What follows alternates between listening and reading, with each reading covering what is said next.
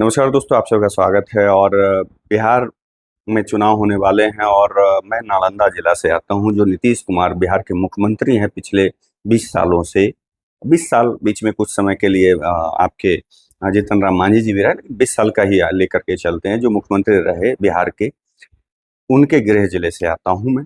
और यहाँ पे पहले 8 विधानसभा क्षेत्र थे, अभी टोटल 7 विधानसभा क्षेत्र है। और अभी क्या है कि लोगों अलग अलग दल का अलग अलग अपना जो है एक दावा है कि हम इतनी सीटें जीतेंगे, हम इतनी सीटें जीतेंगे, हमें ये मिल रहा है, हम ये सीट लेंगे, हम वो सीट लेंगे। गठबंधन के अलग रहा रहे हैं। जो नेता चुनाव लड़ने वाले हैं, लोकल हो या स्थानीय नेता जो हैं, उनके अपने अपने दावे हैं, उनके अलग अलग अपने डिमांड है या उनके अलग कुछ मामले हैं।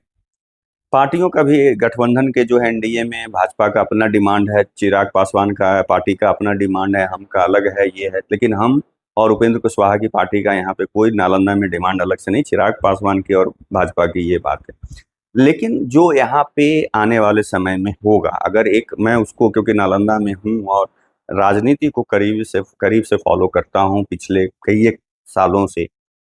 और 2014 ये हो का इलेक्शन हो, 2015 का बिहार का इलेक्शन हो, 2020 का बिहार का इलेक्शन हो, 2019 का लोकसभा इलेक्शन हो, 2024 का लोकसभा इलेक्शन हो, तो जो आकलन रहा है मेरा, मैं अपने मुंह में मिट्टू नहीं, मतलब लगभग लगभग मेरे आकलन जो है सही ही बैठे हैं। तो मेरा जहां तक आकलन है जो मैं कर रहा, हो सकता हूँ आने वाले समय में गलत हूँ, मैं उस पर ये नहीं कर सकता, क्योंकि चुनाव जो होता है रातों रात हवा और फिजा बदलती है। लेकिन मेरा जो अभी तक मानना है कि भारतीय जनता पार्टी का जो अपना है, यहाँ पे 2 सीट कम से कम नालंदा में चाह रही है कि 2 सीट उसे मिल जाए। एक तो बिहार शरीफ सिटिंग कैंडिडेट और मंत्री हैं, पर्यावरण मंत्री हैं डॉक्टर सुनील कुमार, तो ये सीट तो उन्हें मिलेगी ही मिलेगी। इसके अलावा राजगीर पुनः, क्योंकि पुरानी परंपरागत सीट रही भारतीय जनता पार्टी की, 40 साल तक विधायक रहे सदैव नारायण आर्य, बीजेपी के सिंबल पे चुनाव लड़ते रहे, बीजेपी के तरफ से कद्दावर नेता रहे, 2 जगह हरियाणा और त्रिपुरा के वो राज्यपाल भी रहे। और अभी उनके सुपुत्र जो हैं कौशल किशोर, वो जदयू से, पहले वो बीजेपी में जिला उपाध्यक्ष थे, उसी समय वो जदयू ज्वाइन करके उन्होंने 2020 में जदयू से टिकट लिया और चुनाव जीते, और अभी वो वर्तमान में विधायक हैं। तो बीजेपी वो सीट चाह रही है कि बीजेपी के कोटे में आ जाए। बीजेपी 2 सीट चाह रही है, और अगर राजगीर नहीं मिलता है तो हिलसा के लिए बीजेपी सोच रही है। जहां तक लोजपा है, 1 सीट के लिए यहाँ पे अपने हिसाब से वो सोच रही है, या तो अस्थामा या तो हिलसा। लेकिन अब अगर रियलिटी में है, तो नालंदा जो है नीतीश कुमार का गढ़ है। नीतीश जी का गढ़ होने के नाते यहाँ पे वही होगा जो नीतीश जी चाहेंगे या नीतीश जी की पार्टी चाहेगी, यानी जदयू जो चाहेगी। दूसरे दलों का कुछ नहीं होना है यहाँ पे। बीजेपी को 1 ही सीट मिलेगा जो यहाँ पे बिहार शरीफ है, 2 सीट मुझे नहीं लगता है कि मिलने वाला है। अब ऐसे बहुत ही आश्चर्यजनक निर्णय हो जाए कि यहाँ पे 2 सीट मिल जाए बीजेपी को, लेकिन 99% चांसेस हैं कि बीजेपी सिर्फ बिहार शरीफ विधानसभा से चुनाव लड़ेगी, बाकी जगहों पे जदयू ही लड़ेगी, और लोजपा को यहाँ पे कोई सीट नहीं मिलने जा रहा, ये तय है। अस्थामा से, क्योंकि लगभग लगभग अस्थामा से जो है डॉक्टर जितेंद्र कुमार, जो पिछले कई एक टर्म से वहाँ के विधायक है, कंफर्म ही है, उनका लगभग कंफर्म है, क्योंकि बहुत ज़्यादा उनके साथ विवादों का नाता नहीं रहता है, सॉफ्ट स्पोकन पर्सन है। और कुछ पूर्व में बहुत पहले उनसे कुछ थोड़ी बहुत अगर गलतियां भी हुई तो नीतीश जी ने सरेआम उन्हें डांट लगाई थी और माफ़ी भी मंगवाई थी। उसके बाद से अगर उनके पूरे देखें अभी तक करके कार्यकाल को, तो जितेंद्र जी का जो है अपना अलग ही है कि हाँ, वो ज़्यादा ना विवाद में रहते हैं, ना किसी गुट में रहते हैं, वो अपने धुन माने अपना एक रास्ता उनका जो है सभी से मेल मिलाप करते हुए आगे बढ़ रहे हैं। तो उन लगभग लगभग वो जो है उनकी मतलब टिकट जो है उनका कंफर्म है, और जदयू वहां से चुनाव लड़ेगी, इसलिए वहां पे ना बीजेपी को मिलना है ना लोजपा को मिलना है। अब रही बात हरनौत और आपका इस्लामपुर और आपका हिलसा की बात कर ले, तो यहाँ पे जो है उम्मीदवार ना जदयू के चेंज होंगे, उसके उम्मीदवार चेंज होंगे, हिलसा से भी चेंज होंगे, प्रेम मुखिया को टिकट नहीं मिलेगा, लगभग लगभग ये कंफर्म है। और चंद्रसेन जी पिछली बार चुनाव लड़े थे जदयू से, इस्लामपुर से। संभवतः ये भी कंफर्म है कि उनको 99 नहीं 100% कंफर्म है उनको टिकट इस्लामपुर से नहीं मिलने जा रहा है, और वहां पे हो सकता है एक नया युवा चेहरा देखने को मिल सकता है। संभवतः राजीव रंजन जो पूर्व एमएलए वहां इस्लामपुर से रहे थे, उनका स्वर्गवास निधन हो गया पिछले साल, उनके सुपुत्र को संभवतः टिकट वहां से मिल सकता है, और इसके चांसेस ज्यादा हैं।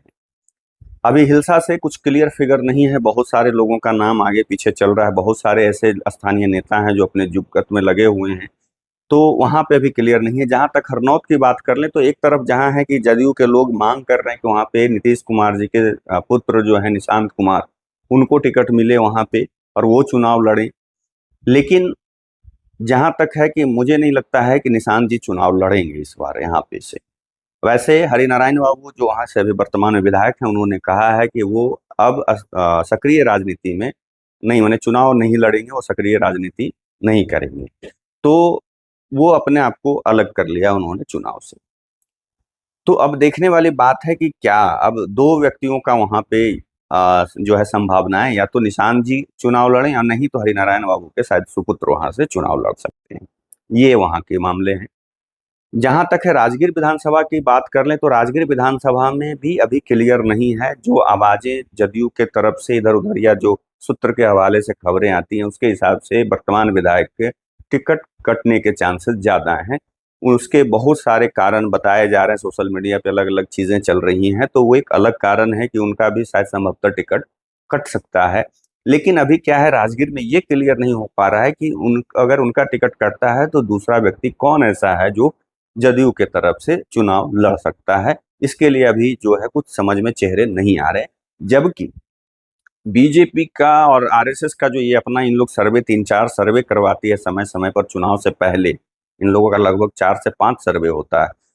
तो ये सर्वे में जो अभी क्षण के खबर आ रही है, बहुत पहले भी कुछ बड़े नेताओं से, बड़े पत्रकारों से अब बातचीत हुई जब, तो इस बीच में मैं मतलब जनवरी से लेकर के अभी तक कह रहा हूँ, इस बीच में ये पता चला कि बीजेपी इस बार मतलब टिकट के मामले में अहम भूमिका निभाएगी, किनको सिंबल मिलना है, क्योंकि सर्वे के रिपोर्ट में जिनका भी नाम आगे आएगा, चाहे वो किसी भी दल में हो, तो हो सकता है कि वो अचानक से पैरासूट से ला कर करके लैंड करवा कर करके उनको चुनाव लड़वाया जा सकता है। ये भी हो सकता है इस चुनाव में।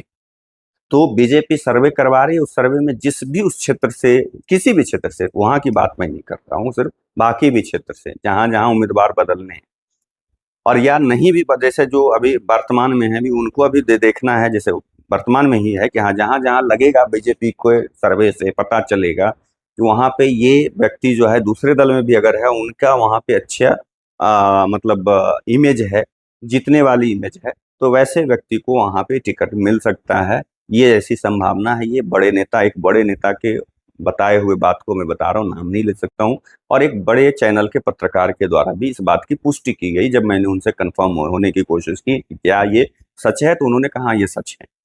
तो कुल मिलाकर के देखें कि ये बहुत निर्भर करेगा बीजेपी और आरएसएस के इंटरनल सर्वे पर, इन बाकी पूरे बिहार में कहाँ कहाँ ये जो है कि कहाँ पे कौन लड़ेगा, दूसरे से मतलब पार्टी से लाना है या सिंबल देना है, सिंबल जो भी हो, लेकिन जो कैंडिडेट होंगे वो सर्वे में जिनका आगे नाम रहेगा मतलब वही आगे रहेंगे, उन्हीं को उम्मीदवार बनाया जाएगा। तो नालंदा में कुल मिलाकर करके जदयू की चलनी है, नीतीश जी का गढ़ है, नीतीश जी का ही चलना है, और इसमें ना बीजेपी को 2 सीट मिलने जा रही है, ना लोजपा को सीट मिलने जा रही है। तो कुल मिलाकर करके वही है, 1 और 6 का मामला रहेगा। 6 सीटों पे जदयू लड़ेगी और 1 सीट पे जो है बीजेपी लड़ेगी। अब है कि उम्मीदवार, जैसा मैंने बोला, डॉक्टर सुनील फिक्स हैं, जितेंद्र जी फिक्स हैं, और लगभग फिक्स हैं आपके मतलब राजीव रंजन के सुपुत्र जो हैं रोहिल रंजन जी, वो भी फिक्स हैं इस्लामपुर से। बाकी जगहों पे अभी कुछ तय नहीं है, कुछ भी हो सकता है।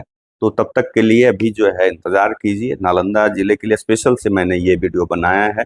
अगर आपकी कोई राय हो तो कमेंट करके जरूर दीजिएगा। ये मेरी राय है, मेरा अपना आकलन है, इसको ये नहीं सोचिएगा कि फाइनल डिसीजन, इसलिए गुस्से में आ जाइएगा, ये कोई ऐसा नहीं है, ये मेरे अपने आकलन है।